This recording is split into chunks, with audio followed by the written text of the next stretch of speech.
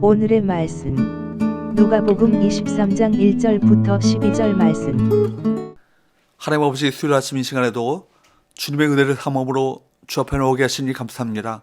이 시간에도 우리 모두에게 말씀을 통해 하나님의 음성을 들려주옵소서. 예수님의 거룩하신 이름으로 기도합나이다. 아멘. 할렐루야. 성교회 성도 여러분, 오늘 하루도 하나님의 은혜와 평강이 여러분 삶 가운데 넘쳐나길 축복합니다.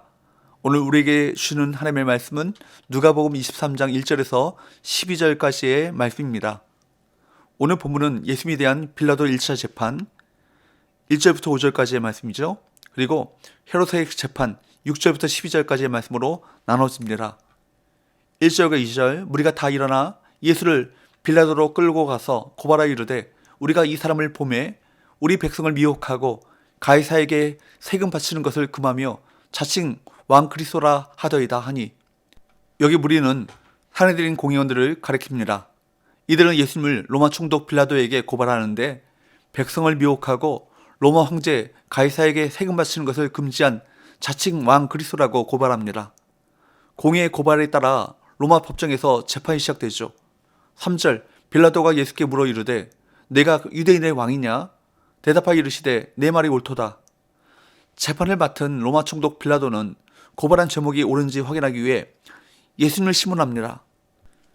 빌라도는 예수님께 내가 유대인의 왕이냐라고 질문합니다. 예수님께서는 이에 대해 내가 말하고 있다.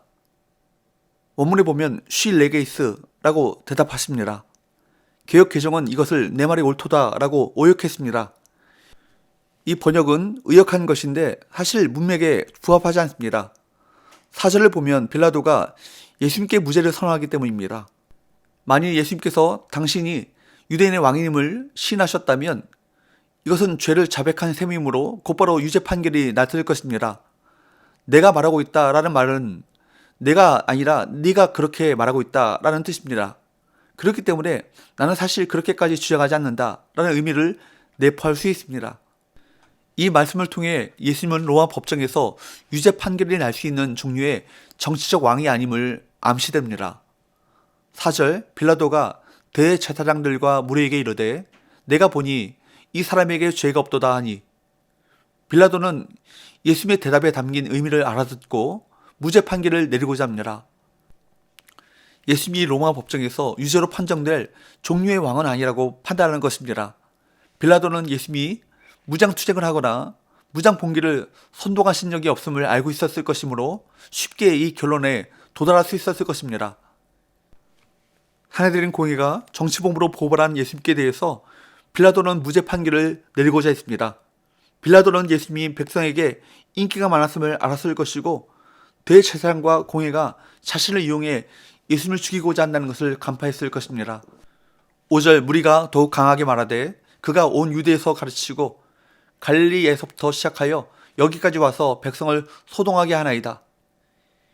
예수님은 누가 봐도 왕의 모습과는 상관이 없었습니다. 하지만 산헤드린 공의원들은 더욱 강하게 예수님을 고발합니다. 누가 봐도 무죄임이 명백한 사람을 죽이기 위해 뻔한 거짓말을 늘어놓는 자들이 하나님의 심판을 피할 수는 없습니다.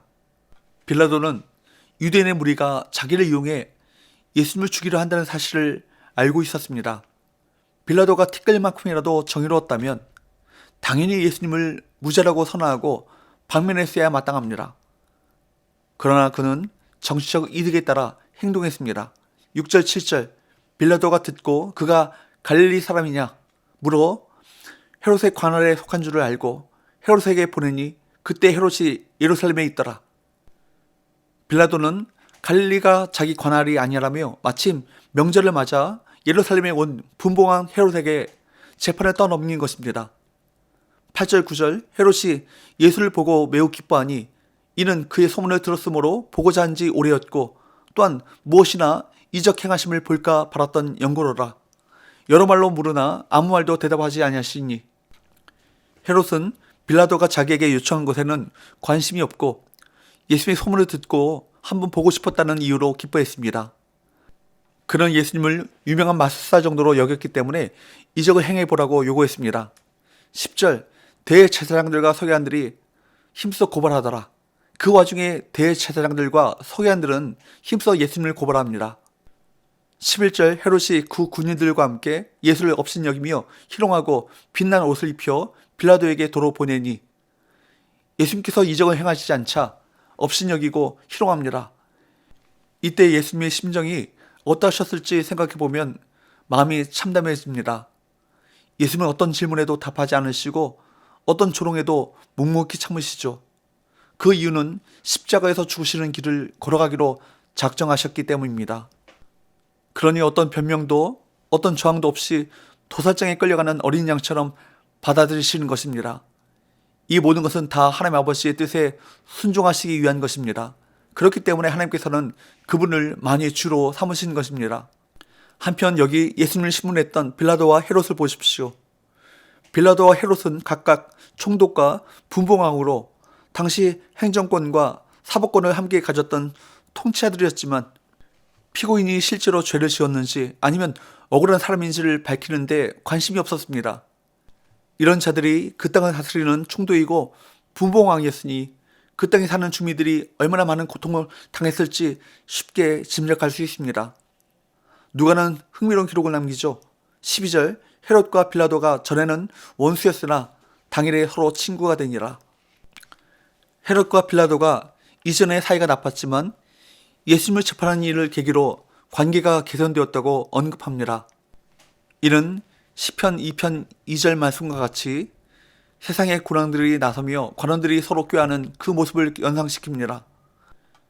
아무런 죄가 없는 의인을 죽이는 일에 동참함으로써 이들은 악인의 카르텔을 형성한 셈입니다. 무책임한 통치자들에 의해서 암울해진 세상 가운데 묵묵히 십자가의 길을 걸어가셨던 예수님의 순종은 더욱 밝고 아름답게 빛이 납니다. 사랑하는 여러분, 사내들인 빌라도, 헤롯은 악한 통치자들의 전형입니다. 오늘날에도 이런 자들을 심심치 않게 발견할 수 있습니다. 세상 사람들은 자기 유익을 위해 악한 음모를 꾸미고 악한 일에 연합하고 악한 일을 시도하지만 예수님의 참된 제자들은 거기에 굴하지 않고 십자가의 길을 걸어가는 자들입니다. 세상에서 맞닥뜨리는 죄악에 단호하게 대처하고 그들을 두려워하거나 함께 탐욕을 품지 않기를 결단해야겠습니다. 기도합시다. 하나님 아버지, 왕의 권세를 가졌음에도 예수님께서는 가장 낮은 자리까지 가셨고 하나님께서는 예수님을 진정한 왕이자 만물의 머리가 되게 하셨습니다. 날마다 하나님을 경외하며 하나님 아들이신 예수님을 왕 곧 주님으로 고백하며 순종하며 살아가게 하여 주옵소서. 예수님이 걸어가신 이름으로 기도하옵나이다. 아멘.